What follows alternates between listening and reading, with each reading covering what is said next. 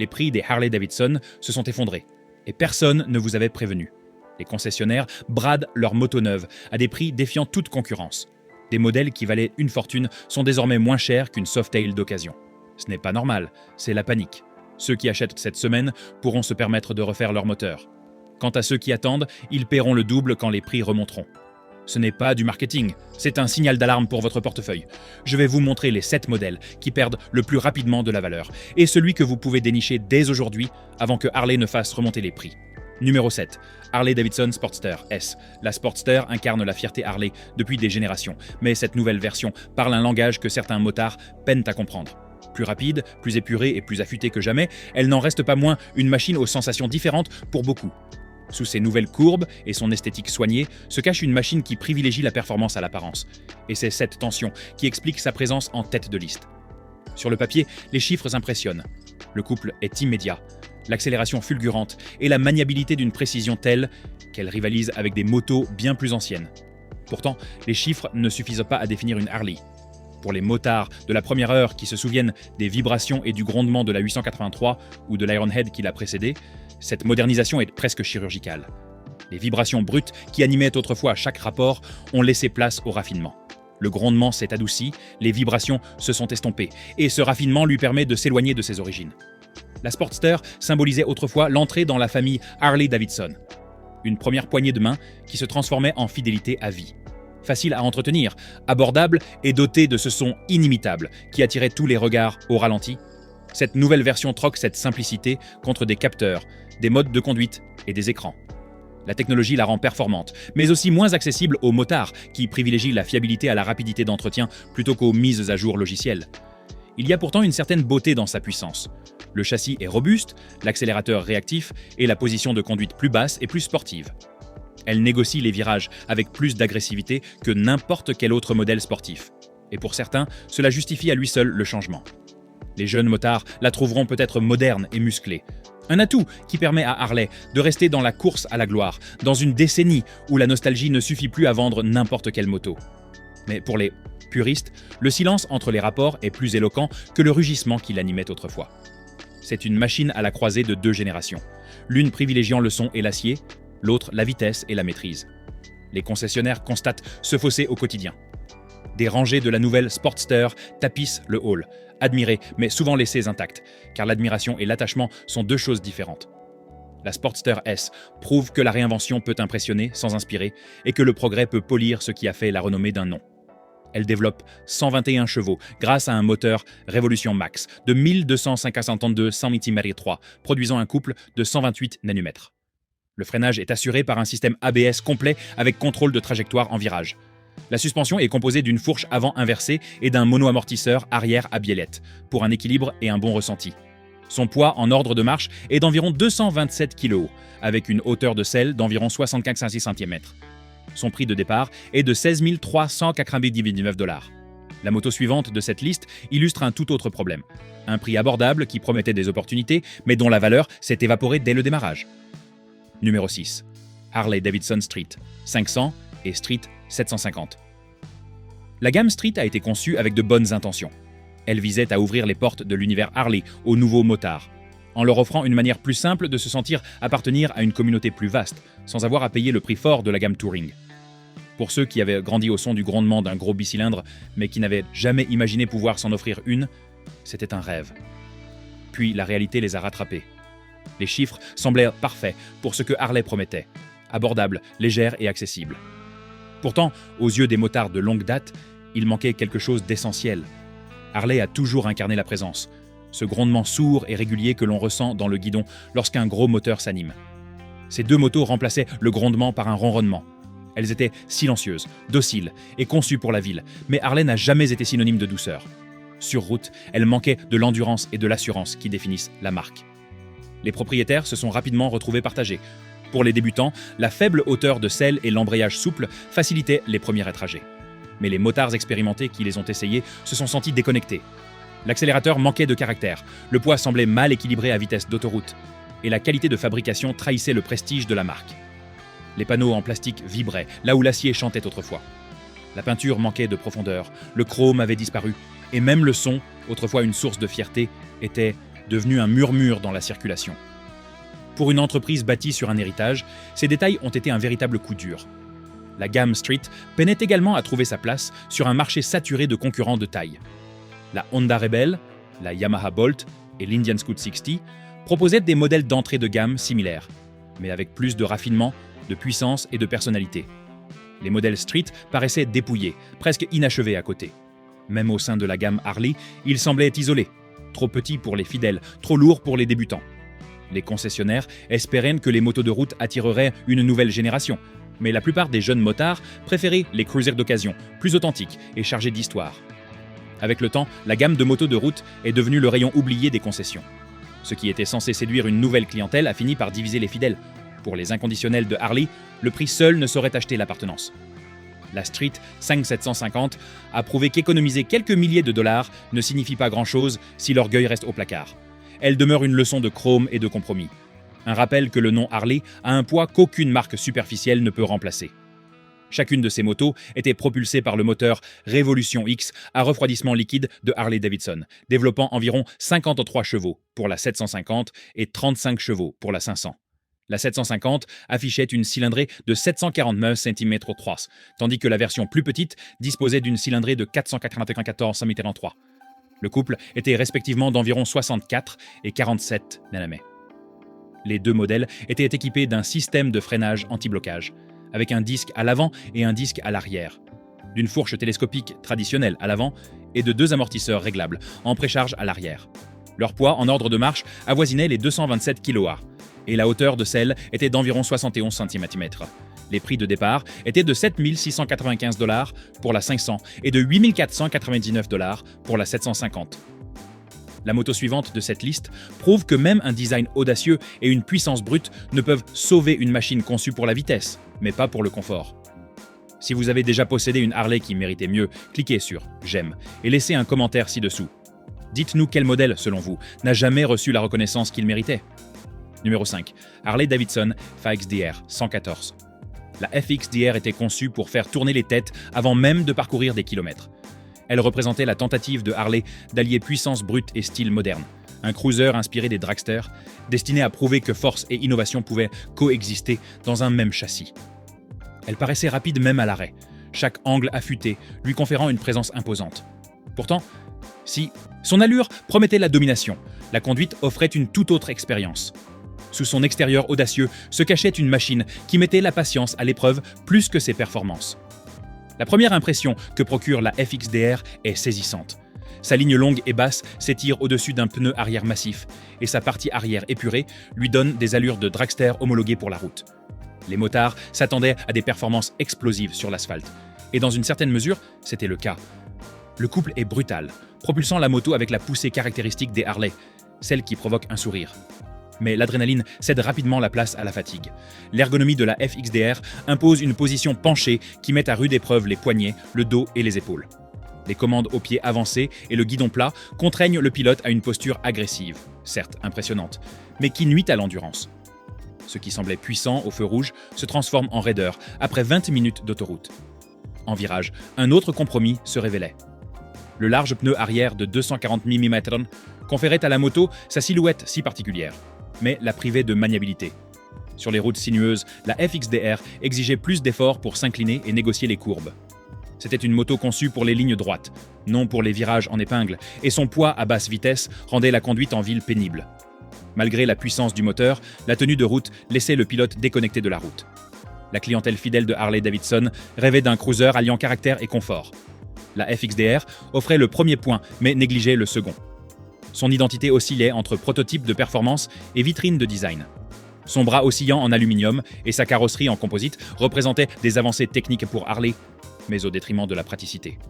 Les options de bagagerie étaient limitées, la selle était conçue pour une personne, et la consommation d'essence offrait une autonomie insuffisante pour les longs trajets. Les motards qui l'achetaient pour sa seule puissance se retrouvaient propriétaires d'une moto trop spécialisée pour un usage quotidien. Malgré ses défauts, la FXDR exerce toujours une certaine fascination. Sur la route, elle attire les regards comme peu de machines savent le faire. La sonorité de son échappement est profonde et affirmée, rappelant que Harley s'est encore insufflé de l'émotion à l'acier. Mais lorsque l'excitation retombe et que le confort devient primordial, la FXDR se fait plus sculpture que compagne.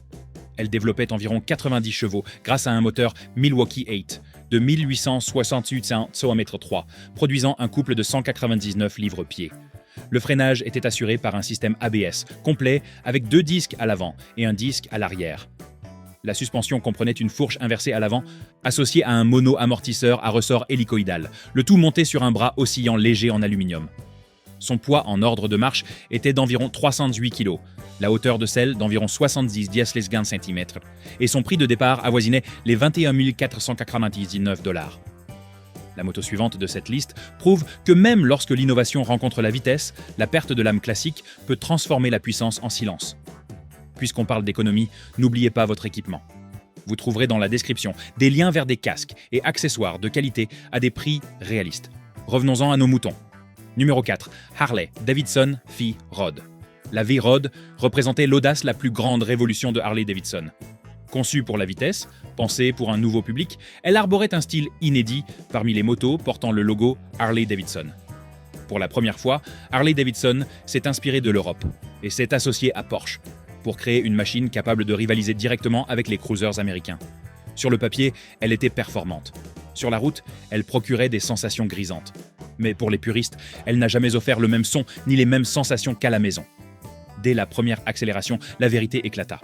La V-Rod était unique en son genre chez Harley.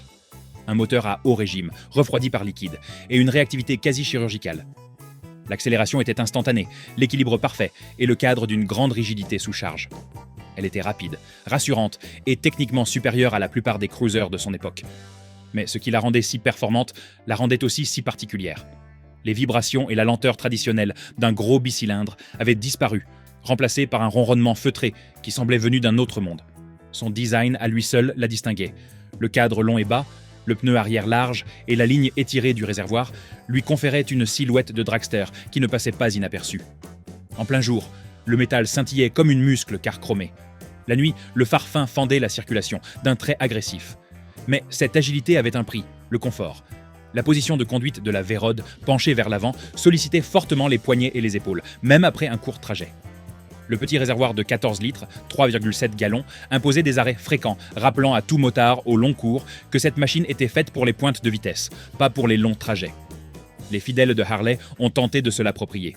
Ils l'ont personnalisé, ont changé les échappements et ont optimisé le son pour un rugissement plus rauque. Mais sous ce grondement, elle restait une bête différente. Le moteur de la Révolution manquait de cette pulsation traditionnelle qui portait l'âme de la marque. Les motards qui avaient grandi avec la cadence profonde du Shovelhead ou le grondement de l'Evo se sentaient déconnectés de son efficacité raffinée. Même le monde de la personnalisation peinait à trouver son rythme. Les pièces étaient rares et les modifications coûtaient plus cher que ce que la plupart étaient prêts à dépenser pour une moto qui semblait déjà clivante. La V-Rod mérite néanmoins le respect. Elle incarnait le risque, l'innovation et l'audace d'évoluer. Elle a donné à Harley une allure moderne et a introduit des performances rivalisant avec celles des machines européennes et japonaises. Mais les chiffres ne font pas tout. L'autre moitié de l'histoire réside dans les sensations qu'elle procurait. Sensations que la V-Rod n'a jamais pleinement su capturer. C'était une merveille d'ingénierie qui laissait le cœur en quête de puissance. Elle développait environ 120 chevaux grâce à un moteur Révolution de 1250 Cm3, offrant un couple de 114 Nm. Le freinage était assuré par un système ABS complet avec 2 disques à l'avant et un disque à l'arrière. La suspension était composée d'une fourche avant inversée et de 2 amortisseurs arrière réglés pour une stabilité optimale. Son poids en ordre de marche était d'environ 304 kg, la hauteur de selle d'environ 60 cm et son prix de départ, à l'époque, avoisinait les 16 999 $. La moto suivante de cette liste poursuit la même quête de performance moderne, mais privilégie la position de conduite au détriment de l'agilité, prouvant ainsi que même le progrès peut être compromis lorsque le style prime sur le confort. Numéro 3. Harley-Davidson Street Rod. Le Street Rod est né d'une idée audacieuse, une Harley plus compacte, conçue pour un tout autre terrain de jeu. Son ambition était d'allier la puissance américaine à une maniabilité sportive, séduisant les motards qui appréciaient le nom mais exigeaient aussi de l'agilité. Sur le papier, il promettait du caractère et de l'énergie dans un gabarit plus affûté. En réalité, il est devenu un rappel que certaines traditions ne devraient pas être sacrifiées. Ces chiffres ont suscité de grandes attentes. Les motards voyaient en Harley une machine aux ambitions sportives, conçue pour des accélérations fulgurantes en ville et des pointes de vitesse sur autoroute. Ses performances étaient supérieures à celles des modèles routiers, avec une accélération plus franche à mi-régime et un freinage plus rassurant. Son allure était également plus agressive, arrière plus court, position de conduite plus compacte et guidon plus plat, qui plongeait le pilote au cœur de l'action. Mais sous cette posture racée se cachait un compromis que la plupart des motards ressentaient dès les premiers kilomètres. Le triangle de selle censé garantir le contrôle a en réalité engendré des tensions. Les repose-pieds hauts et le cadre compact obligeaient le pilote à garder les genoux hauts et rapprochés, une configuration acceptable pour les courts trajets, mais pénible pour les longs voyages. Pour les pilotes de grande taille, la position était à la limite de la douleur. C'était une posture sportive sur une moto qui manquait de souplesse pour être confortable. Harley voulait de l'agressivité. Le résultat fut une position inconfortable. Le style, lui aussi, a divisé les opinions.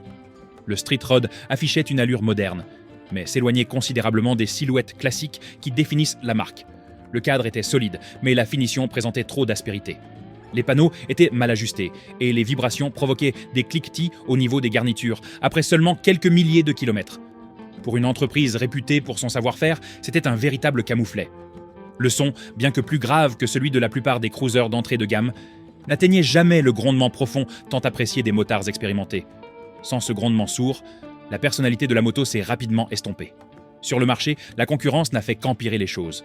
Des motos comme la Honda CB650R, la Yamaha MT-07 et la Kawasaki Z650 offraient plus de puissance, une maniabilité plus souple et un cadre plus léger pour un prix similaire. Face à ses rivales, la Harley-Davidson paraissait lourde, rigide et inachevée. Elle avait le blason, mais pas l'équilibre. Les jeunes motards en quête de vitesse se tournèrent vers d'autres modèles, tandis que les fidèles de Harley-Davidson y voyaient une moto qui ne respectait ni la tradition ni les performances. Le street rod reste un exemple d'ambition louable, mais d'exécution ratée. Harley a prouvé sa maîtrise de l'agilité, mais a perdu le confort propre au cruiser. La moto tenait bien la route en virage, mais au détriment du confort. Elle affichait une attitude rebelle, mais manquait de profondeur. Pour certains, ce fut une expérience mémorable. Pour la plupart, il valait mieux la laisser aux oubliettes. Elle développait environ 68 chevaux, grâce à un moteur Revolution X de 749 cm3, offrant un couple de 64 Nm. Le freinage était assuré par un système ABS complet, avec 2 disques à l'avant et un disque à l'arrière. La suspension était composée d'une fourche avant inversée et de 2 amortisseurs arrière à gaz, pour une meilleure stabilité en virage. Son poids en ordre de marche était d'environ 283 kg, avec une hauteur de selle proche de 76 cm. Son prix de départ était de 8 699 $. La moto suivante de cette liste poursuit cette volonté de réinvention, mais s'aventure en terrain inconnu, là où puissance et aventure se rencontrent, où confiance et incertitude se côtoient bien.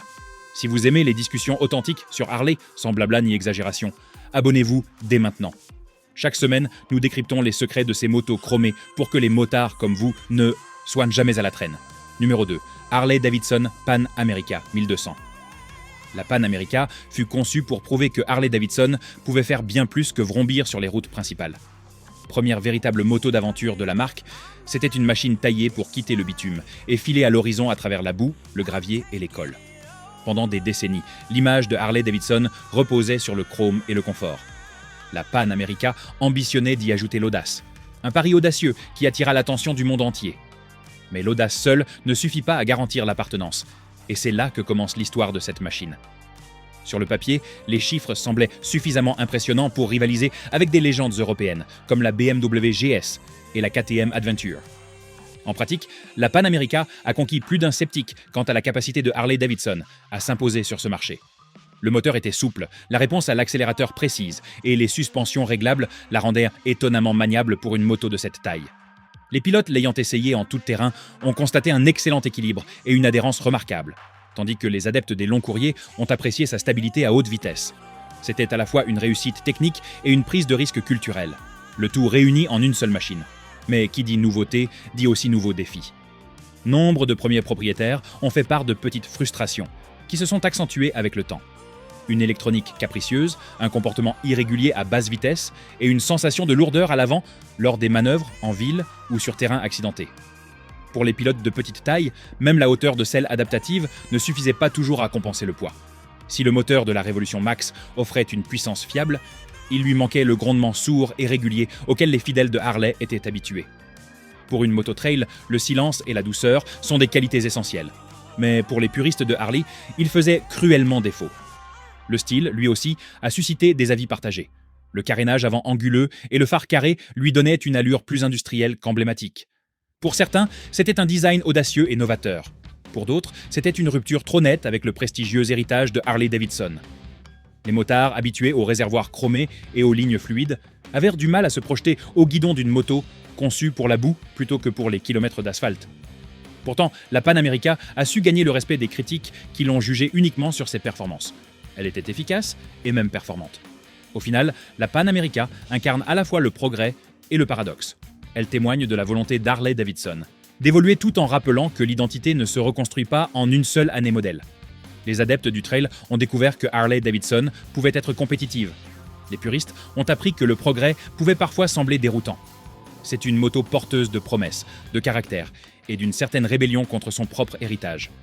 Elle développait 150 chevaux grâce à un moteur Revolution Max de 1250 Cm3, offrant un couple de 128 Nm. Le freinage était assuré par un système ABS complet, avec contrôle de freinage et de tenue de route en virage. La suspension était semi-active, avec amortissement à commande électronique et une hauteur de selle adaptative en option, s'ajustant automatiquement à la position du pilote. Son poids en ordre de marche était d'environ 242 kg. La hauteur de selle réglable entre 76 et 86 cm selon les réglages. Et son prix de départ était de 17 399 $. La dernière moto de cette liste nous ramène à l'essence même de Harley-Davidson. Un fleuron du luxe et de la puissance, illustrant les conséquences d'une fierté qui prime sur l'utile. Numéro 1, Harley-Davidson, CVO Street Glide. La CVO Street Glide trône au sommet de la gamme Harley-Davidson, un monument au luxe, au savoir-faire et à l'héritage. Joyau de la famille Touring, elle est conçue pour mettre en valeur les matériaux les plus nobles et les technologies les plus avancées de la marque. Chaque détail témoigne de cette fierté, de la peinture appliquée à la main aux coutures impeccables de la selle. Pourtant, cette même quête de perfection a creusé un fossé entre Harley-Davidson et les motards qui ont fait sa renommée. La CVO Street Glide incarne peut-être le summum du confort, mais elle marque aussi le moment où la fidélité commence à remettre en question son coût. Sur le papier, ses caractéristiques sont irréprochables. Plus de puissance, une réponse plus fluide et une maniabilité plus précise que n'importe quelle Street Glide précédente. La conduite est d'une fluidité exceptionnelle, le couple est inépuisable et la finition est impeccable. Le cadre reste stable même à l'accélération. La suspension absorbe les irrégularités de la chaussée avec une douceur incomparable et le freinage offre une puissance discrète et efficace. Le moteur Milwaukee 8 121 incarne le raffinement, puissant, prévisible et serein. Il possède toutes les qualités attendues d'un modèle phare. Mais l'histoire de la CVO Street Glide dépasse le simple cadre de l'ingénierie. Elle est aussi une histoire d'émotion, de perception et de la frontière ténue entre fierté et praticité. Pour le motard lambda, la question se pose d'abord au moment du prix. 54 900 $, c'est bien plus qu'une simple moto. C'est un engagement. Un investissement qui dépasse le simple aspect financier. Une affirmation de statut au sein de la communauté Harley. Pourtant, ce même prix en fait désormais hésiter plus d'un à de nombreux propriétaires de longue date. Pour presque la moitié du prix, on peut repartir au guidon d'une Street Glide standard, offrant un confort, une puissance et un design similaires. Les différences, bien que notables, ne suffisent plus à convaincre tous les acheteurs que l'exclusivité justifie un tel prix. Pour les motards fidèles à la marque depuis des décennies, la CVO Street Glide est souvent perçue comme un symbole de réussite et de rupture. Elle brille de mille feux lors des rassemblements et événements, où ses chromes étincelants et sa peinture profonde captivent tous les regards. Mais sur les routes désertes, elle rappelle à certains à quel point Harley s'est éloigné de la simplicité brute qui a fait sa renommée. Le système audio intégré, le grand écran tactile et la multitude d'accessoires évoquent davantage le tourisme de luxe que la rébellion sur les grands espaces. Pour les motards plus âgés, habitués aux machines minimalistes, ce changement est teinté d'un léger sentiment de nostalgie. La CVO Street Glide demeure un chef-d'œuvre de mécanique. Elle offre un confort inégalé dans sa catégorie, une puissance à toute épreuve et une présence indéniable où qu'elle aille. C'est une machine pour ceux qui veulent le nec plus ultra de Harley-Davidson et sont prêts à y mettre le prix. Mais derrière cette excellence se cache une vérité plus ancienne que n'importe quel modèle. L'héritage n'a pas de prix. Elle développe 115 chevaux grâce à son moteur Milwaukee 8 121 de 1980 Cm3, produisant un couple de 188 Nm. Le freinage est assuré par un système ABS complet, avec contrôle de trajectoire et freinage combiné. La suspension comprend une fourche avant haute performance et des amortisseurs arrière haut de gamme. tous deux entièrement réglables pour un confort et une précision optimaux. Son poids en ordre de marche avoisine les 395 kg. La hauteur de selle est de près de 65 cm et son prix de départ est de 54 900 $. La CVO Street Glide est à la fois une icône et un avertissement. Elle illustre les limites que Harley-Davidson peut franchir dans sa quête de perfection, et comment cette ambition peut facilement l'éloigner de ses racines. Les motards l'admireront toujours, mais beaucoup continueront de se demander si l'âme de Harley vit encore sous cette apparence clinquante. En fin de compte, la CVO Street Glide prouve que grandeur et excès se côtoient si souvent, séparés seulement par le prix de l'orgueil. La route ne ment jamais. Les marchés fluctuent, les prix baissent, mais la fierté demeure. Ces 7 motos nous rappellent que l'héritage ne se mesure pas en dollars. Il se forge en kilomètres, en souvenirs et dans le rugissement incessant de la route. Quand les concessions se vident, les motards restent. Car si le chrome s'estompe, si les moteurs changent, la fraternité de la route, notre lien, notre liberté, perdure. Au-delà des modèles, des prix et des tempêtes.